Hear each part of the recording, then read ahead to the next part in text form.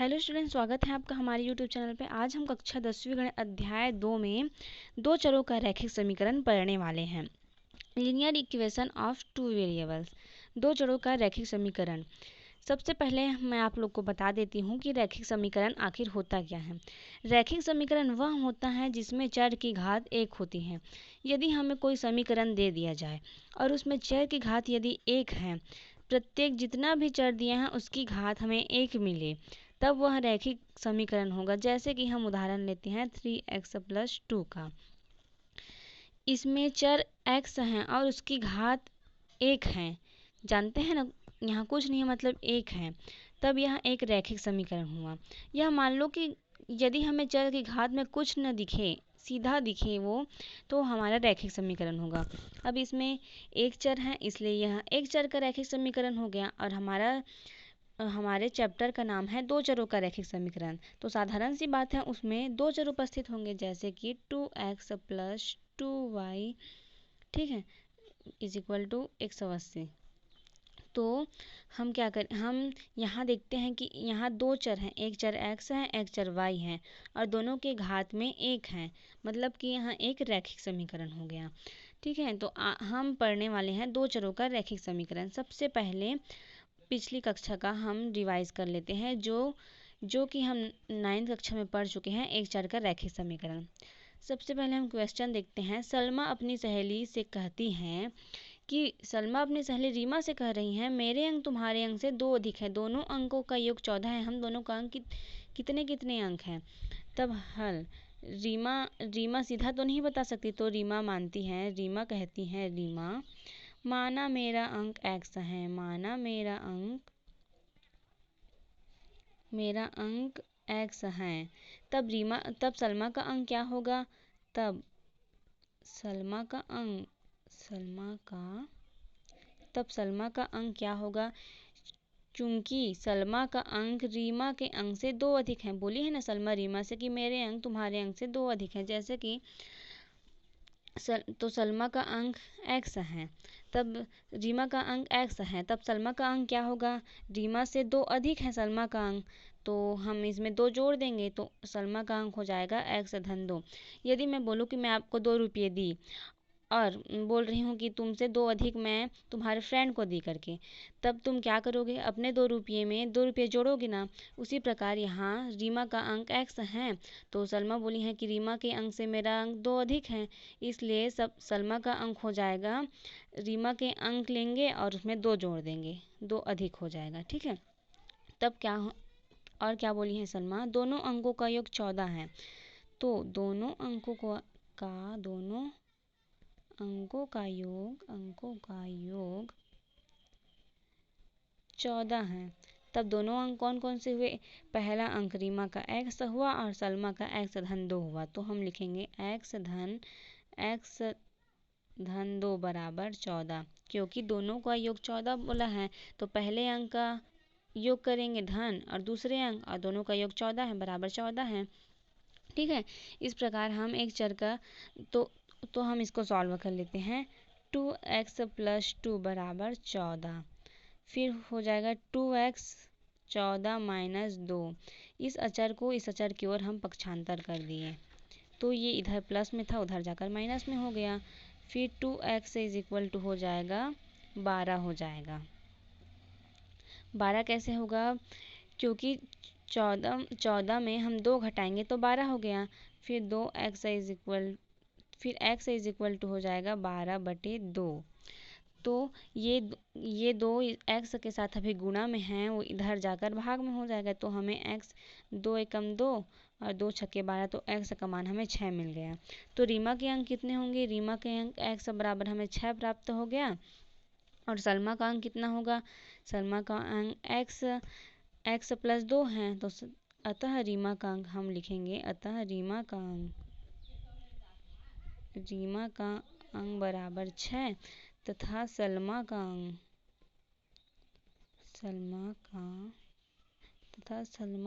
अंक बराबर हो जाएगा 6-2। अब 6-2 कैसे हो गया देखते हैं। ठीक है, सलमा ने कहा है रीमा से कि मेरे अंक तुम्हारे अंक से 2 अधिक हैं, तो सलमा का अंक हमारा x धन 2 निकला, तो हमें x का मान 6 मिल गया।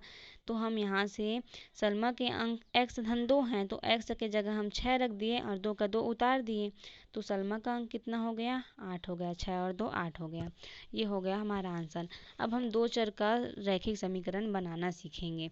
रैखिक मतलब जिसमें घात 1 हो। तो कुछ देखते हैं, समीकरण बनाना सीख रहे हैं हम आज। कुछ हिरणों व सारस पक्षी के पैरों की कुल संख्या 180 है। ठीक है, तब हम क्या करेंगे? हमें तो ज्ञात नहीं है, तो हम ज्ञात करने के लिए हल करके मानेंगे। माना हिरणों की संख्या हम x मान लेंगे। हिरणों की संख्या x है तथा सारस पक्षियों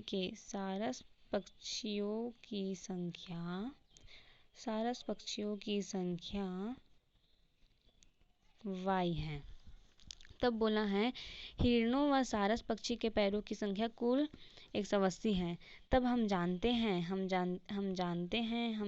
क्या जानते हैं कि हिरण के 4 पैर होते हैं।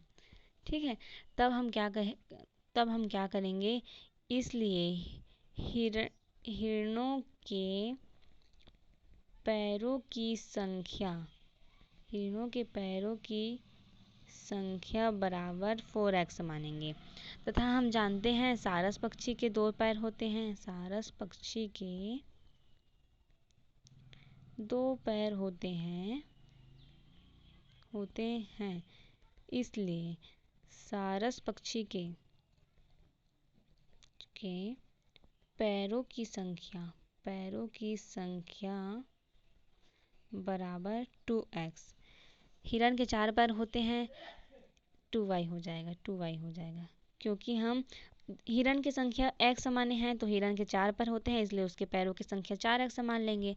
तथा सारस पक्षियों की संख्या को हम y माने हैं, तो सारस पक्षी के 2 पैर होते हैं, इसलिए सारस पक्षी के पैरों की संख्या हो जाएगी 2y।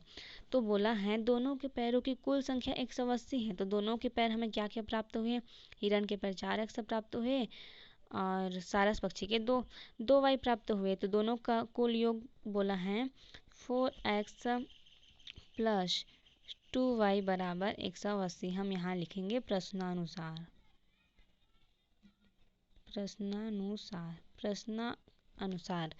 बोला है पैरों की कुल संख्या 180 है, तो हिरण के पैर 4x प्राप्त हो गए और सारस पक्षी के 2y पैर प्राप्त हो गए।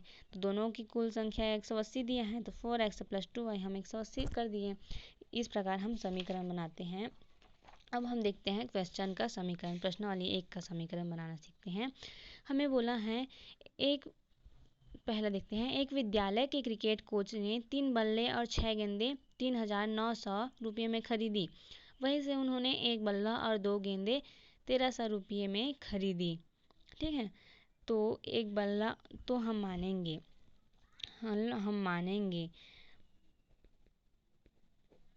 माना एक बल्ले की संख्या x है तथा एक गेंद की संख्या y है। हम बल्ले की संख्या x मान लेते हैं और एक गेंद की संख्या y मान लेते हैं। तब 3 बल्ले की संख्या क्या होगी? जब एक बल्ले की संख्या x है तो 3 बल्ले की संख्या हो जाएगी 3x। तथा जब एक गेंद की संख्या y है तो 6 गेंद की संख्या हो जाएगा 6y। तो बोल रहा है कि कोच ने 3 बल्ले और 6 गेंदें 3,900 रुपये में खरीदी। तो चूंकि कोच ने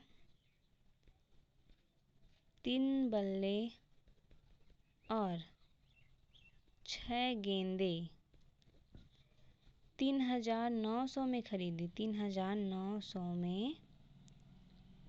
खरीदी, तो क्या होगा? 3 बल्ले की संख्या 3x और 6 गेंदों की संख्या 6y। कितना में खरीदी? 3,900 में। ये हमारा बन गया पहला समीकरण। अब दूसरा क्या बोला है? वहीं से उन्होंने 1 बल्ला और 2 गेंदें 1,300 रुपये में खरीदी। तो वहीं से उन्होंने एक बल्ला और दो गेंदे कितने में खरीदी? 1300 रुपये में। ठीक है, एक बल्ला और दो गेंदे उन्होंने 1300 रुपये में खरीदी। तो एक बल्ले की कीमत तो एक बल्ले को हम x माने हैं और एक गेंद को y माने हैं, तो दो गेंद होगा 2y हो जाएगा। और कितना में खरीदा है? 1300 में। तो ये हमारा दूसरा समीकरण बन गया। इस प्रकार हम समीकरण बनाते हैं। दूसरा एक उदाहरण लिखते हैं, जैसे कि हमें दिया है दो संख्याओं का योग 16 तथा उनका अंतर 8 है। तब हम मानेंगे माना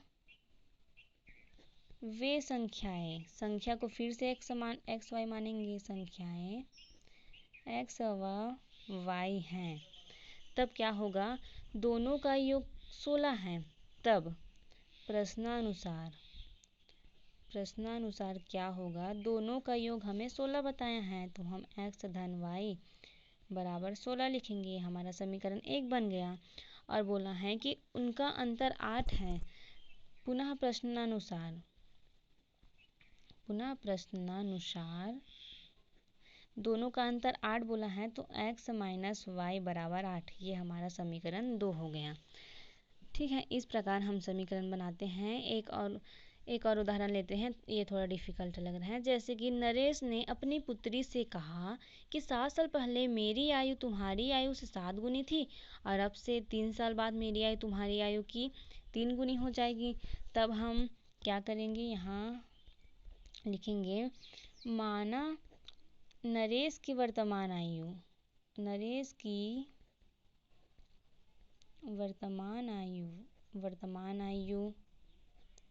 x है तथा उसकी पुत्री की आयु y है। पुत्री की वर्तमान आयु y है। ठीक है, पुत्री की वर्तमान आयु y है। तो बोला है कि 7 साल पहले, तो 7 साल पहले क्या होगा? 7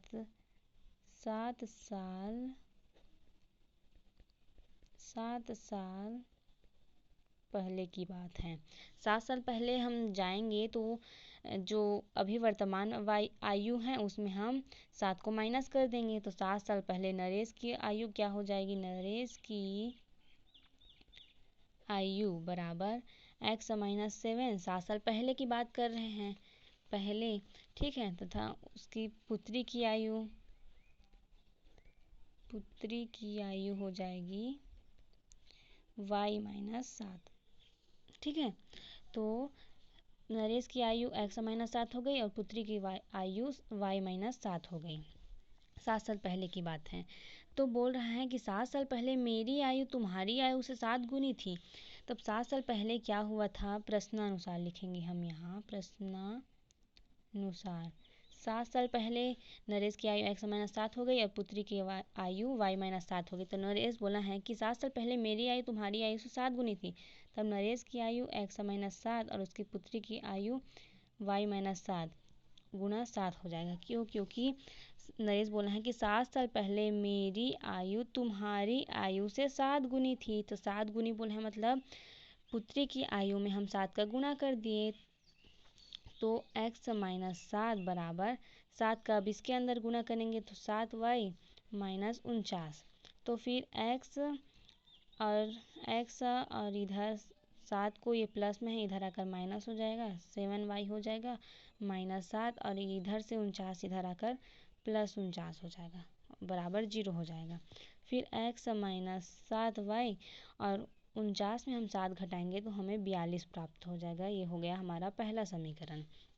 अब फिर से नरेश बोला है, अब से 3 साल बाद मेरी आयु तुम्हारी आयु की 3 गुनी हो जाएगी, मतलब 3 साल बाद, आने वाले 3 साल में। तो 3 साल बाद क्या होगा? 3 साल बाद नरेश की आयु कितनी होगी? नरेश की आयु बराबर 3 साल बाद हम आगे चले जाएंगे, तो आगे चले जाएंगे 3 साल आगे, तो हम 3 को जोड़ देंगे। तो नरेश की आयु हो जाएगी x धन 2, पुत्री की आयु हो जाएगी, पुत्री की आयु y धन 3 साल, x धन 3 नरेश की आयु, और पुत्री की आयु y धन 3 हो जाएगी। तो नरेश बोला है मेरी आयु तुम्हारी आयु के 3 गुनी हो जाएगी। तो पुत्री की अभी तो प्रश्नानुसार हम लिखेंगे, फिर से प्रश्नानुसार नरेश की आयु x धन 3 है, तो 3 साल बाद बोला है कि मेरी आयु तुम्हारी आयु की 3 गुनी हो जाएगी। तो नरेश अपनी आयु, नरेश की आयु और तुम्हारी आयु मतलब पुत्री की आयु y धन 3 लिख दें और उसकी 3 गुना हो जाएगी। तो 3 का गुना कर दिए, 3 गुनी हो जाएगी। तो यदि कुछ दूसरा बोलते तो हम दूसरा करते, कम हो जाएगी बोलते तो माइनस करते, ज़्यादा हो जाएगी बोलते तो प्लस करते, और जब गुनी बोला है तो 3 का गुना करेंगे, 3 गुनी हो जाएगी तो गुना किए। तो क्या होगा, x धन 3 बराबर 3y धन 3, x ऋण 3y, ये धन y इधर आकर ऋण y में परिवर्तित हो जाएगा और हो जाएगा धन 3 माइनस 3 बराबर 0। ठीक है, इधर ये 3 नहीं होगा, ये 9 हो जाएगा। 3 का y के साथ गुना 3y और 3 का 3 के साथ गुना 9 हो जाएगा। फिर इधर से x धन 3 है तो 3y को इधर पक्षांतर करेंगे, तो x का x, 3y को इधर पक्षांतर किए और प्लस 3 का यहाँ प्लस 3, और ये 9 अभी प्लस में है इधर, तो इधर आकर -9 हो गया और इसको 0 के इक्वल मानेंगे।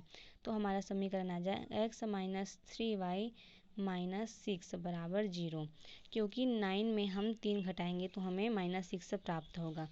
ये हो गया हमारा दूसरा समीकरण। इस प्रकार आज हम समीकरण बनाना सीखे। आज के लिए बस इतना ही। आप जो बाकी समीकरण बचा है उसको आप बना कर देखिएगा। यदि कोई डाउट होगा तो मेरे कमेंट सेक्शन में लिख दीजिएगा। यदि वीडियो आपको पसंद आए तो please subscribe my channel and like my video. Thanks for watching. Thank you.